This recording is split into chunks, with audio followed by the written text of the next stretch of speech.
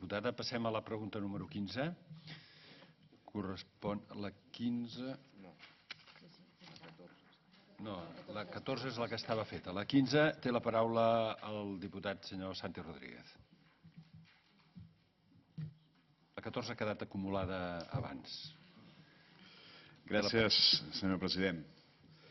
Bé, nosaltres, a diferència d'altres grups parlamentaris que estan més preocupats per la visualització, la possible visualització de les emissores de televisió de Catalunya fora de Catalunya, a nosaltres ens preocupa més que aquells que la paguen, que són els catalans, tinguin la possibilitat també de veure les emissores de televisió de Catalunya.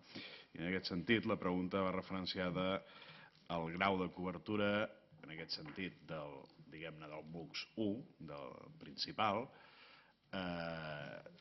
Amb les dades que ens puguin donar, els agrairia que ens diguessin si els percentatges són de territori o són de població, perquè això és una dada extraordinàriament diferent, això per un costat.